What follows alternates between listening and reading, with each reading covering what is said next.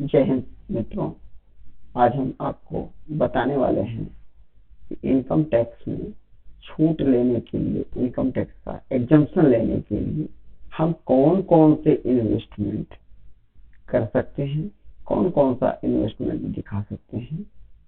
तो चलिए हम शुरू करते हैं। इनकम टैक्स के सेक्शन 80C के अंदर जो है हम टोटल 1,50,000 तक का एग्जम्पशन ले सकते हैं। जिसमें क्या होता है, LIC की प्रीमियम होती है, PF होता है, कुछ ऐसे इक्विटी शेयर हैं जिसका हम ले सकते हैं, certain equity share, tuition fees इसका भी हम ले सकते हैं एग्जम्पशन, NFC अगर हम खरीदे हैं नेशनल सेविंग सर्टिफिकेट तो उसका भी ले सकते हैं, हाउसिंग लोन प्रिंसिपल के लिए जो हाउसिंग लोन लिए हैं उसका जो प्रिंसिपल अमाउंट हम पे किए हैं उस पर भी ले सकते हैं। और भी बहुत सारे आइटम है जो 80C के अंदर हम ले सकते हैं।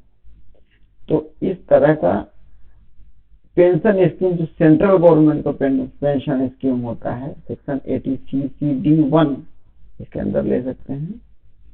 एन्युटी प्लान LIC का एक होता है, इसका सेक्शन होता है 80CCC, इसके अंदर हम ले सकते हैं।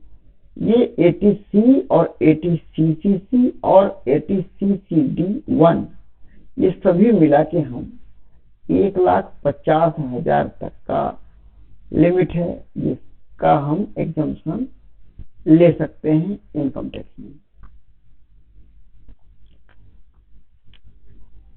और सेक्शन 80CCD(1)(B) इसके अंदर ये भी पेंशन स्कीम है सेंट्रल गवर्नमेंट का, जो हम 80CCD(1) के अंदर नहीं लिए हैं, ये उससे अलग हटके होता है थोड़ा सा।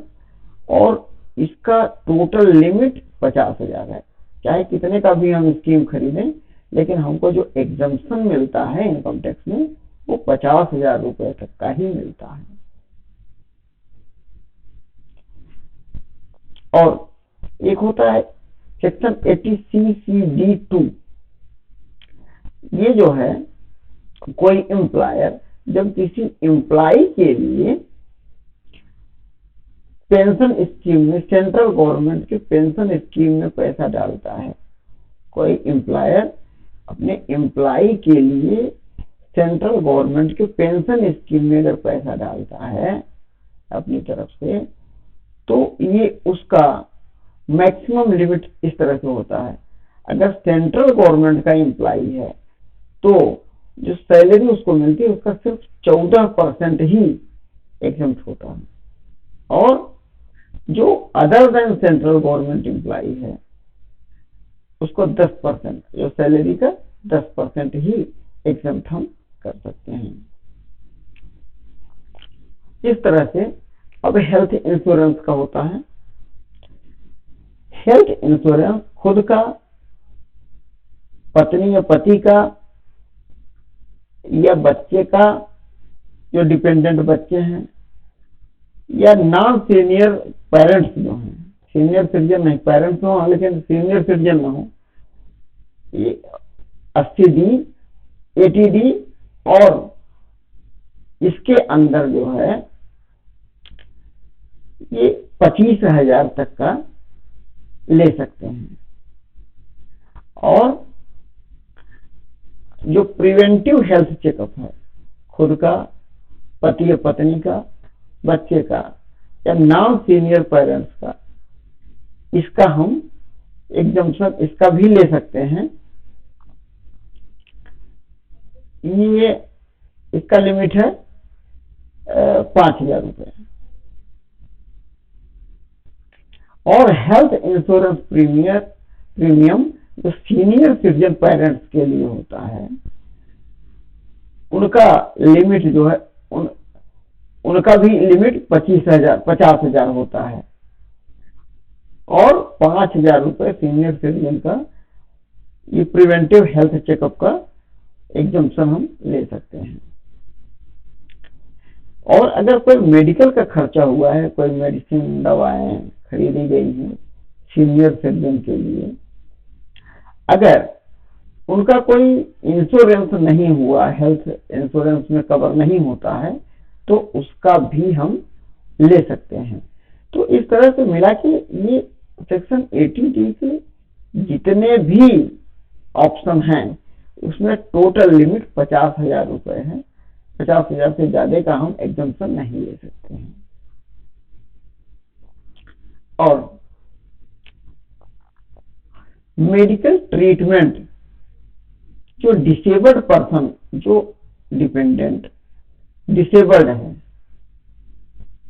मतलब उसको कोई ऐसी बीमारी हो चल फिर नहीं सकता है, और उसका और या जो डिसेबल एक तो ये हो गया जिसमें हम 75,000 रुपए का हम मैक्सिमम एग्जम्पशन ले सकते हैं इनकम टैक्स में। और डिसेबल्ड जो इंडिपेंडेंट है उसके बीमारी में जो खर्च होती है, उसके मेंटेनेंस का पैसा, मेडिकल ट्रीटमेंट का, उसका अगर 80% से ज्यादा डिसेबिलिटी है, अगर बीमार तो है, डिसेबल है, लेकिन अगर वो डिसेबिलिटी 80% या उससे ऊपर है तो 1,25,000 तक का एग्जम्पशन हम ले सकते हैं। और सेक्शन 80DDB, इसमें कुछ ऐसी बीमारियां होती हैं जो कि पता नहीं ठीक होगा या नहीं होगा, ट्रीटमेंट हो रहा है, ये बच पाएगा आदमी कि नहीं बच पाएगा, बीमारी कब ठीक होगी, इसका कुछ भी पता नहीं होता है। इसको स्पेसिफाइड डिजीज कहते हैं। ये जो नॉन सीनियर सिटीजन है उसको इस सेक्शन 80DDB के अंदर 40,000 तक का एग्जम्पशन मिलता है। और सीनियर सिटीजन वो जो है इस असाध्य बीमारी, डिमेंशिया, कोरिया, एटॉक्सिया, जिसका नाम भी नहीं सुना गया है, इस तरह की असाध्य बीमारी जिसमें ये नहीं पता होता है कि आदमी बचेगा या नहीं बचेगा, कब ठीक होगा, क्या होगा, अगर सीनियर सिटीजन है तो उसको 1,00,000 रुपए तक का एग्जम्पशन मिल सकता है।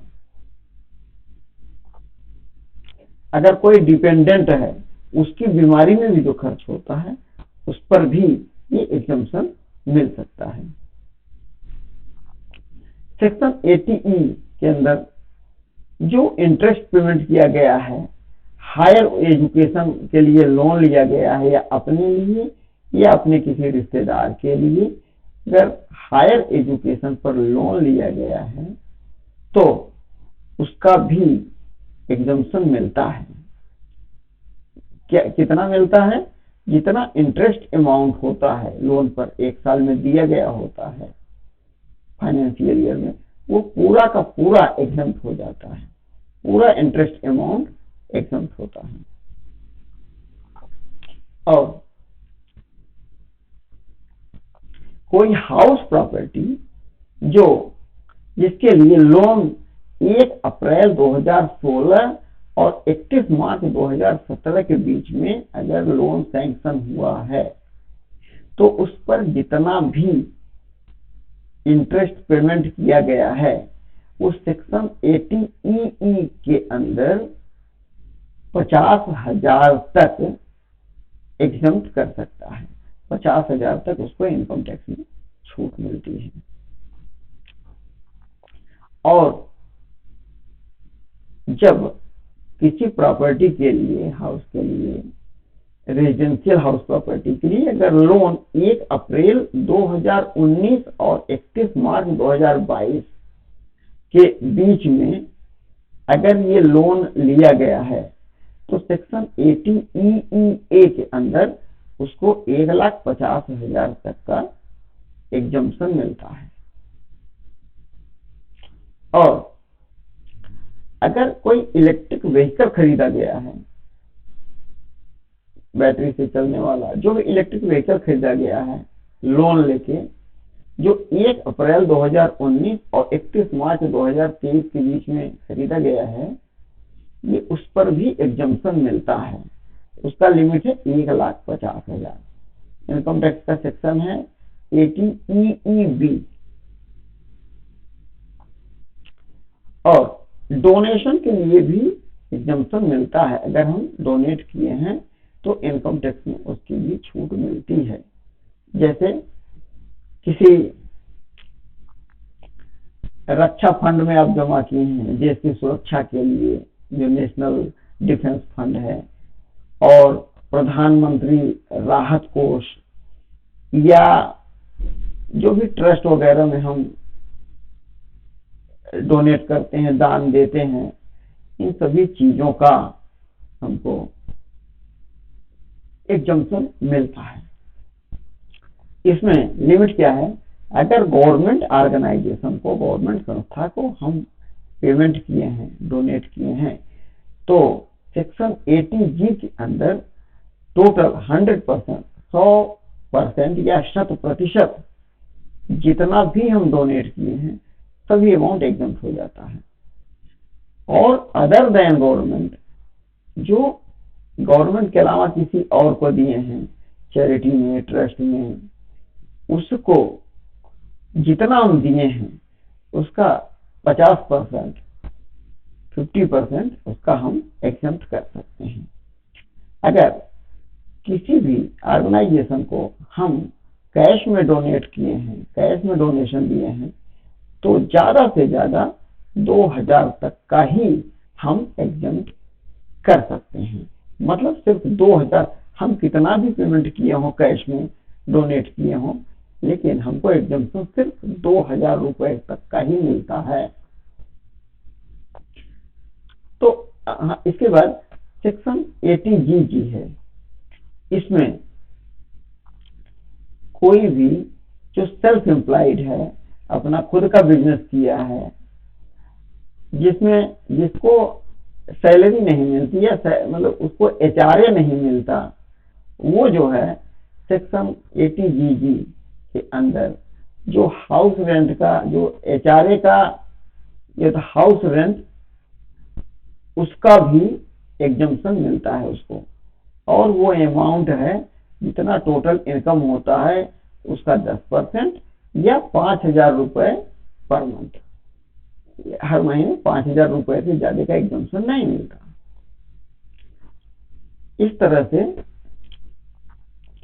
किसी वैज्ञानिक अनुसंधान या ग्रामीण विकास के लिए अगर डोनेट किया गया है तो उसको 100%, पूरा 100% उसको एग्जम्पशन मिलता है। और अगर किसी भी वैज्ञानिक अनुसंधान संस्था, साइंटिफिक रिसर्च या रूरल डेवलपमेंट को अगर कैश में पेमेंट किया गया है तो ज्यादा से ज्यादा 2,000 रुपए तक का एग्जम्पशन मिलता है। 2,000 से ज्यादा का नहीं मिलता है। और अगर किसी पॉलिटिकल पार्टी को या इलेक्टोरल ट्रस्ट को अगर डोनेट किया गया है तो सेक्शन 80GEC के अंदर 100%, पूरा का पूरा उस डोनेशन का, उस अमाउंट का एग्जम्पशन मिलता है। और जो सेविंग बैंक में इंटरेस्ट आता है, अगर सेविंग बैंक का खाता है उसमें इंटरेस्ट भी तो मिलता है। अगर नॉन सीनियर सिटीजन है, मतलब सीनियर सिटीजन नहीं है, नॉन सीनियर सिटीजन है, तो उसका टोटल ये 10,000 लिमिट है, उससे ज्यादा का हम एग्जाम नहीं कर सकते। और अगर सीनियर सिटीजन है, रेजिडेंट सीनियर सिटीजन, यानी इंडिया का, अपने देश का जो यहाँ का निवासी है, वो सीनियर सिटीजन है और उसको जो भी इंटरेस्ट मिला है सेक्शन 80TTB के अंदर उसको 50,000 तक का छूट मिलता है, इससे ज्यादा का नहीं मिलता। और आखिरी